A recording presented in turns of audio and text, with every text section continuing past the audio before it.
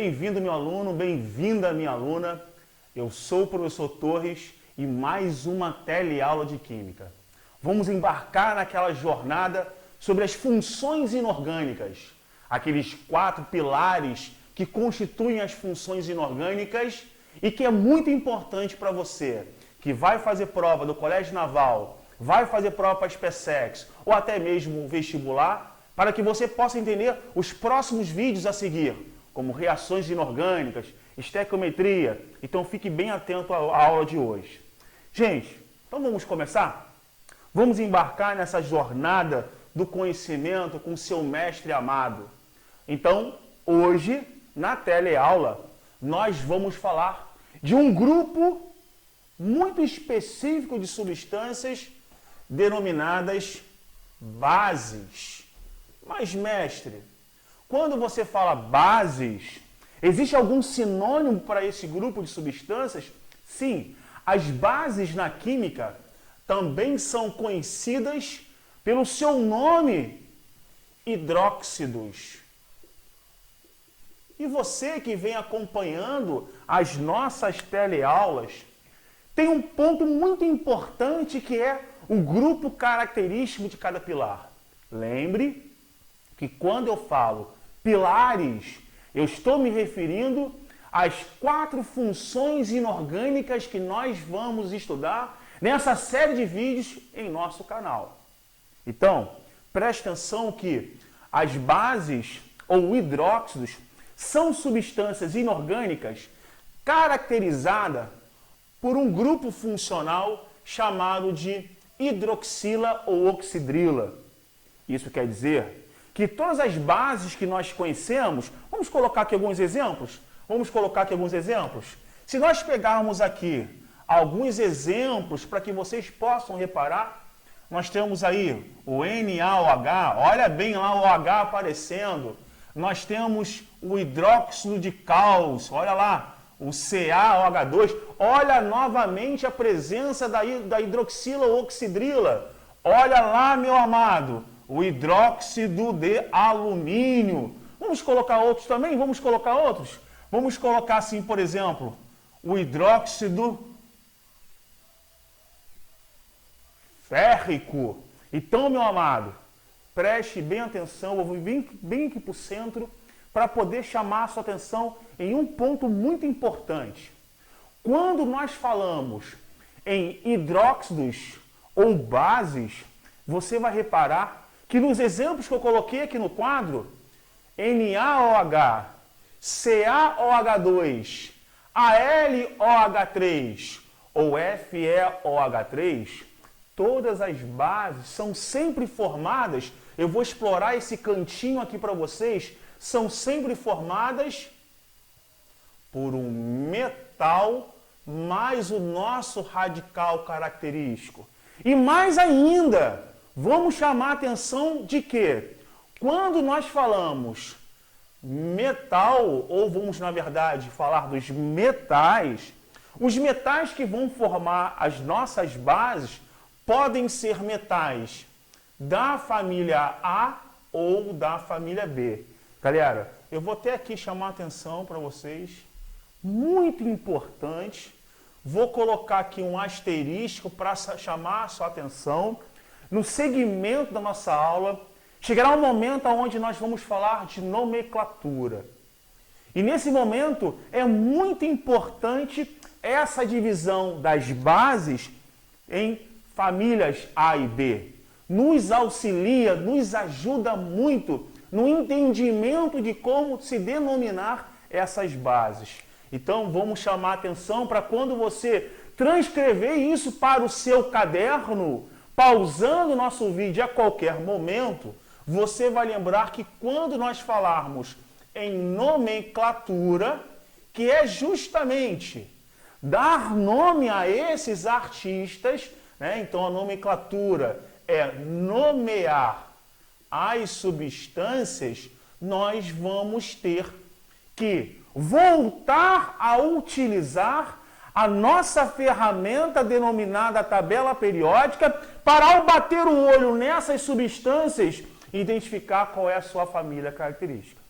Então repare muito bem que nessa primeira parte da aula nós conseguimos entender o que são bases e o que são hidróxidos, como elas são formadas, qual é o seu grupo característico e quais são os metais que fazem parte dessa famosa função inorgânica. Agora, nós, nesse próximo momento, nós vamos colocar aqui um esqueminha para que o aluno possa dar continuidade ao seu entendimento da nossa teleaula, é que quando falamos em hidróxidos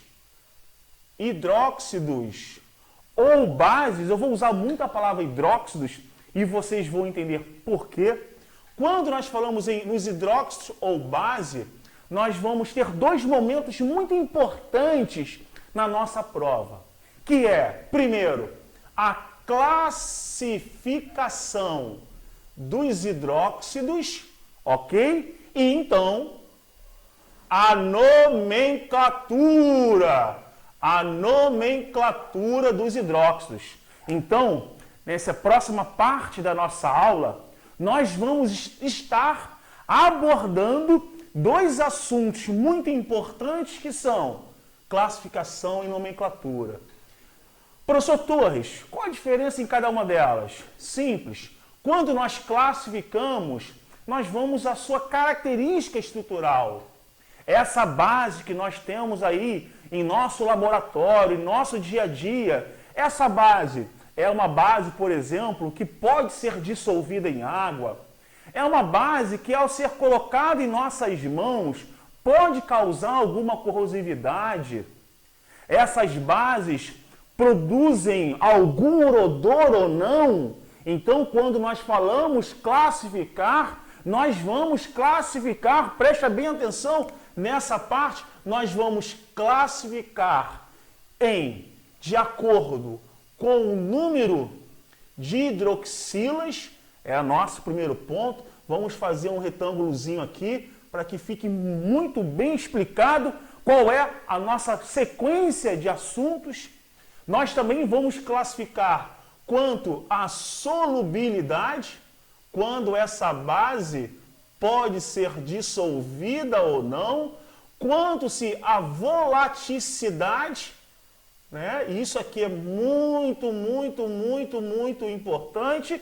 E para você, a parte mais importante, uma das partes mais cobradas na prova, quanto à força. Então, olha, estamos aí organizando o seu pensamento, meu jovem. E depois, a nomenclatura, onde nós vamos aprender a nomear. Nomear o que, mestre? Nós vamos aprender a nomear as bases das famílias. Olha a tabela periódica de novo aí, meu amado. As famílias A e família B. Então, tentei organizar aí o seu caderno. Pause o vídeo quando você achar necessário. Quando bater a saudade, também pode pausar o vídeo para poder imprimir uma fotinha minha e ficar me olhando, tá? Mas vamos lá? Vamos ao primeiro ponto, então. O primeiro ponto, nós vamos falar sobre classificação. Vou até colocar aqui em cor diferente para destacar muito bem isso para vocês. Então, vamos aí à classificação. Então, você vai ver que quando classificamos, é muito importante, eu falo sempre isso nas minhas teleaulas, que você esteja aí munido da sua tabela periódica para que você possa consultar quando se fizer necessário. Então vamos aí? Vamos à classificação? Vamos à classificação das bases. Vamos usar os retângulozinhos? Então primeiro vamos classificar de acordo com o número de hidroxilas. Lembre que, mestre, o que era hidroxilas? Hidroxilas é nos nossos radicais OH. Moleza. Meu jovem, muito fácil. Porque quando classificarmos quanto ao número de hidroxilas, vamos chamar de monobase, aquelas bases com apenas uma hidroxila, dibase, aquelas com 2 hidroxilas. Vamos classificar como tribase aquelas, então, é óbvio, né? Com 3 hidroxilas. E aí nós vamos classificar as polibases, né, como aquelas com mais, né, vamos colocar assim, com mais de 4 hidroxilas. Então, meu aluno e minha aluna, você pode reparar muito bem que essa primeira parte é muito simples e fácil de ser entendido. Ninguém aí está surtando nesse momento na nossa aula. Vamos aí, essa foi a primeira classificação. Vamos à segunda classificação. Segunda, então vamos lá, quanto à solubilidade. Antes da gente continuar aqui a falar sobre solubilidade, eu te faço uma pergunta. E pause o vídeo para refletir. O que seria solubilidade? O que você entende nesse termo da química quando falamos que algo é solúvel? Tenho certeza que na mesma hora veio na sua mente que a solubilidade se refere quando a substância pode ser dissolvida no nosso solvente universal, que é a água. Então, a solubilidade se refere a substância conseguir ser dissolvida ou não. Então, nessa próxima parte da explicação aí, quando nós falamos em solubilidade, fique atento, meu jovem. Fique atento. Por quê? As bases ou hidroxilas, elas vão ser classificadas em 3 categorias, que seriam, então, as bases solúveis, né? Mas aqui eu vou colocar solúvel, ok? As bases pouco solúvel, vamos colocar assim, e as bases insolúvel. Na verdade, as bases solúveis, pouco solúveis e insolúveis. Agora, meu aluno, você consegue entender muito bem o que seria uma base solúvel e também uma base insolúvel. Uma base insolúvel, aquela base que ela não é dissolvível em hipótese nenhuma. Quando referimos a uma base pouco solúvel, ela está relacionada que aquele hidróxido ele precisa de algumas condições especiais, o que na solúvel não existe. Na solúvel, você pode colocar água gelada que ele vai dissolver, você pode colocar água quente que vai dissolver, você pode colocar a água que você quiser que vai dissolver, meu jovem.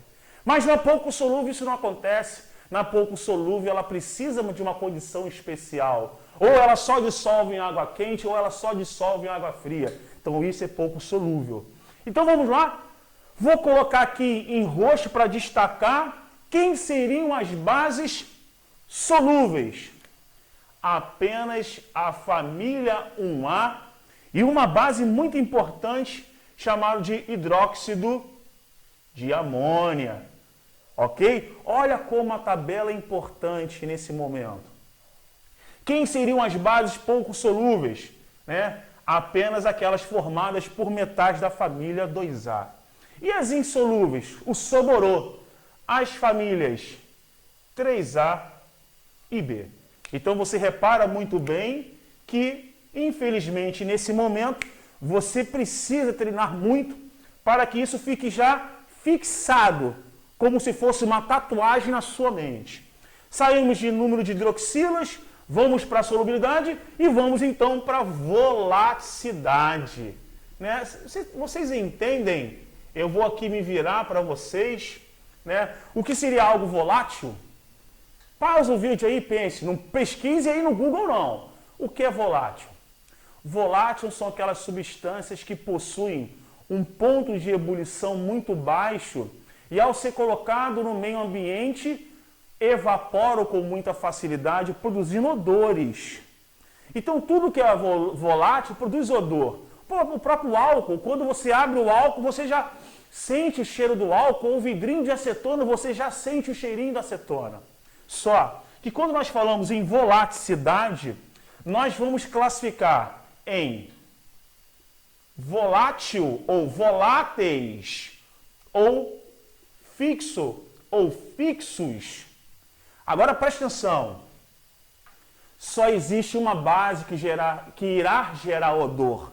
Existe uma única base que vai ser volátil, que é aqui, vamos colocar de lilás, o nosso hidróxido de amônia. E quem são os fixos? Todos os outros, meu amado. Todos os outros. Então você pode ver que eu preciso de mais da sua atenção para que você possa trabalhar comigo. Agora vamos lá. A força, né? Aquela época que nós tínhamos o grande He-Man, né? Então quem seria essas forças? Não vai ter nada a ver com força não, força física não. A força está relacionada com a capacidade que os hidróxidos têm, já que eles são adstringentes e corrosivos, em corroer superfícies. Então, quando nós falamos em força, vamos aqui ao nosso último retângulozinho. A força está relacionada com a capacidade de corroer certas superfícies. Então, quando falamos em força, não vai ter aquela mesma classificação dos ácidos. Na força, nós só vamos ter, né, os hidróxidos fortes, né, ou fracos, tá? Estou botando aqui no singular porque eu estou colocando apenas a família e não colocando os elementos químicos. Então, quando nós falamos forte, né, ou fortes, quem são os fortes? Vamos lá, fácil, família 1A. Opa, beleza. Quem mais? Família 2A. E não podemos esquecer do hidróxido de amônia, beleza? E quem seriam os fracos? Os outros, beleza? Tranquilo? Então você pode ver, chegamos ao final da primeira parte, onde nós falamos em classificação. Viu como é bacana? Não esqueça que ao final do vídeo, sempre temos lá aquela bateria de exercícios para você treinar. E eu vou colocar um exemplozinho aqui embaixo para que você possa ver como é importante o uso da tabela periódica. Vamos imaginar que eu chegue na prova e peça a classificação para vocês do AgOH, ou hidróxido de prata 1. E eu pergunto, classifique para mim. Se você não tiver a tabela periódica para identificar qual é a família desse metal, você ficará vendido. Então, por exemplo, ao verificar, observei que ele era da família B. Aí eu posso vir classificando. Vamos classificar de acordo com o número de hidroxilas. Só tem um. Eu sou, então, monobase. Opa, entendido, mestre. Vamos classificar quanto à solubilidade? Família B? Família B é insolúvel. Insolúvel. Beleza? Vamos classificar quanto à volaticidade? Não é ele, é os outros, então ele é fixo. E por último, a força. Se ele é família B, então, na verdade, ele está aqui em outros. Ele, então, é fraco. Preciso que você entenda que, ao classificar, vamos classificar de acordo com as 4 categorias. Olha, estou super feliz por saber que você conseguiu entender isso muito bem. Mas se você não entendeu, volte o vídeo quantas vezes forem necessárias e pratique muito bem as atividades propostas ao final do vídeo. Vamos chegar aqui agora ao último momento, e um dos momentos mais importantes na química, que é justamente aprender a dar nome. E eu quero frisar aqui uma informação muito importante para você, meu amado, que quando nós falamos aí em dar nome às substâncias, dar nome, eu dependo diretamente de qual família ele é. Olha como é importante vocês tenham à sua mão a tabela periódica para que você possa consultar se aquela substância química, meu amado, ele é da família A ou da família B. Ok? Ok? Então vamos lá. Eu vou aqui. Você pode fazer aquela mágica de acelerar o vídeo, né? Eu vou apagar de ladinho, porque se você fizer a mágica, vai parecer que eu estou rebolando. Então, para que isso não aconteça, em nosso vídeo, eu vou apagar de ladinho, para que você possa, então, né, ir para a segunda fase da nossa aula, que é, então, a nossa amada, idolatrada nomenclatura. E os alunos, quando falam em nomenclatura, meu Deus, caramba, o que eu faço agora? As perninhas tremem, o coração acelera, a adrenalina vai lá em cima. Mas você entende que é fácil. Fácil. Vamos dividir? Vamos primeiro falar dos elementos da família A. Tranquilo? Vamos lá. Da família A, simples. Ao fazer a nomenclatura daquela substância, você vai usar esse seguinte esqueminha, né? Hidróxido de, e aí que eu vou deixar um espaçozinho, aonde esse espaçozinho vai ser colocado para a gente. Olha só como é importante a tabela periódica. Será colocado para a gente aqui o hidróxido de quê? Hidróxido do metal, meu amado, do metal. Então quer dizer o seguinte, olha só como é fácil. Lembrando que estamos falando apenas dos elementos da família A. Então vamos colocar aqui alguns exemplos, olha só. Muito simples, muito fácil, galera. Olha, rapaz, se eu pudesse agora nesse momento entrar no vídeo aí, eu te dava uma coça, que você está com medo antes do tempo. Eu não sei mais o que fazer. Então, olha só, vamos lá? Vamos lá. Vamos embora, rapaziada. NaOH, CaOH2, AlOH3. Beleza? Beleza? Olha só. Coloquei um exemplo de cada um para vocês.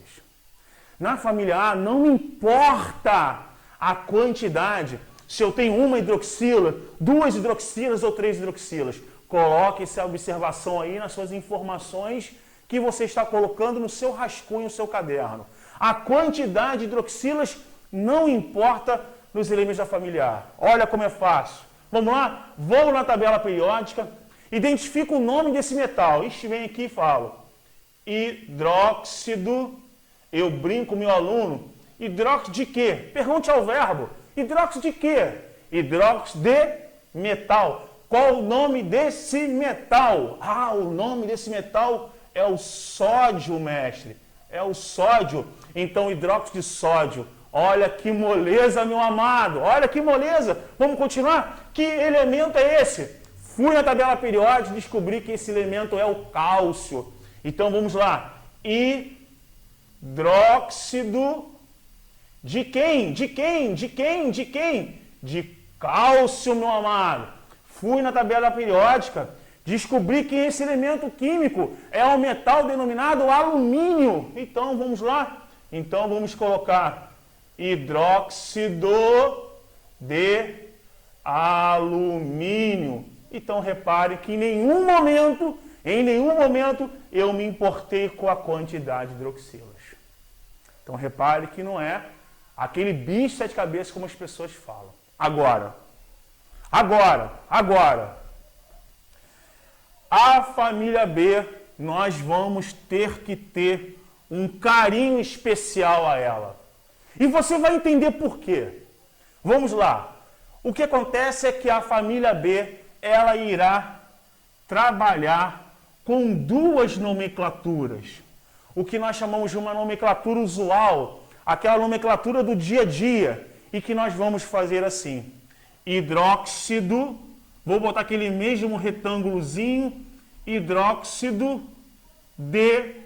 Só que na hora, meu amado, que eu for colocar para nós, né, o nome do metal, nós vamos ter que adicionar aqui, vou aqui puxar a minha setinha um pouquinho mais para lá, daqui a pouco eu volto com ela, e nós vamos adicionar aqui um radical, ok? Um radical em algarismos romanos, olha bem o que eu estou falando, né? um radicalzinho não, vamos consertar. Vamos adicionar ao nome do metal um algarismo romano, vou botar só algarismo, que indique a quantidade, viu como é diferente? A quantidade de hidroxilas. Então, simples. Vamos ver? Vamos ver? Eu venho aqui e coloco para você FeOH2, meu amado. Olha que moleza, olha que moleza. Vamos lá? Esse cara, então, vai ser, de acordo com aqui o nosso esqueminha que nós colocamos, ele vai ser o hidróxido, vamos colocar aqui. Tenho certeza que você já respondeu. Hidróxido de quê? Aí você pergunta, hidróxido de quê? Que metal é esse? Esse metal é o ferro da família B. Só que ao colocar aqui ferro, nós vamos vir, eu tenho duas hidroxilas, nós vamos colocar a quantidade representada em algarismos romanos. Então, na verdade, ele é o hidróxido de ferro 2. Mas ele tem um irmão gêmeo, olha só que bonito. Ele tem um irmão gêmeo, o FeOH3. Então, quer dizer que o hidróxido de ferro, ele tem um irmão. Vamos ver a nomenclatura dele? Vamos ver? E você vai começar a entender por que acontece isso, esse artifício. Porque, infelizmente, os elementos da família B eles não vão ter NOx fixo. Os seus NOx serão variáveis e os metais vão produzir mais de um tipo de base para o mesmo metal. Então, aqui ele vai ser o hidróxido de ferro, vamos frisar isso, de ferro, mas como tem 3 hidroxilas, hidróxido de ferro 3, meu amado, 3. E aí, você que está me assistindo nessa teleaula, você pode se perguntar, mestre, muito fácil, poxa, que maravilha, mas fique atento porque até eu vou colocar aqui um destaque em cor diferente, então, fique atento porque nós poderemos usar uma nomenclatura mais específica utilizando aquelas terminações que nós tínhamos no ácido, que era o oso e era o ico. Só que você lembra nas aulas de ácido que ao usar o oso e o ico você tinha uma referência que era aqueles maiores e menores em relação ao 4. Nas bases isso não vão existir. Então, na verdade, nas bases nós iremos usar o oso para os menores NOx e o ico para os maiores, quando eu tiver essa comparação. E aí surge a necessidade de você, aluno concurseiro, entender que alguns metais da família B, o prata, o níquel, o cobre, o zinco, o ferro, você precisa ter a necessidade, ao praticar os seus exercícios, anotar os números de NOx para você se familiarizar com os NOx deles. Então vamos lá? Olha o que vai acontecer. Nós vamos continuar usando o hidróxido D, mas a transformação vem aqui. Que quando usamos oso e ico, não precisamos usar esse algarismo. Nós simplesmente vamos colocar 2 e 3. Esse é o menor, esse é o maior. Vou transcrever aqui o nome, a substância, o FeOH2. Vou transcrever aqui a substância, o FeOH3. E você vai colocar assim, ó. Hidróxido de quê? Ferro 2? Não, ele era o menor. Vamos trocar por oso. Ferro mais oso, ferroso.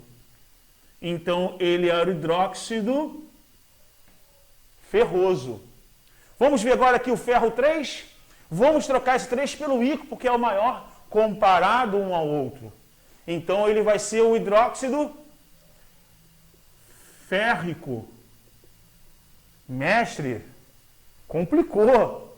Mestre, complicou. Mas vamos descomplicar. Vamos pegar mais um exemplozinho aqui para a gente poder ver. Já estamos chegando aí ao final da nossa teleaula. Vamos pegar mais um exemplo. Vou colocar aqui para vocês o CuOH. Aqui não tem necessidade de colocar esse 1, estou colocando só para frisar. Na verdade, nem aparece isso. E vamos colocar aí o CuOH2. E pare de pensar besteira aí atrás do seu vídeo. Preste atenção, isso aqui é o cobre. Então vamos lá. Vamos à nomenclatura usual. Hidróxido de quê? Lembrando que esse cara é o cobre. Ele é o cobre. Então, ó. Hidróxido de cobre. Na nomenclatura usual, usamos a quantidade com algarismos romanos. Então, hidróxido de cobre 1. Aqui nesse exemplo, hidróxido de quê? De cobre 2, em algarismos romanos.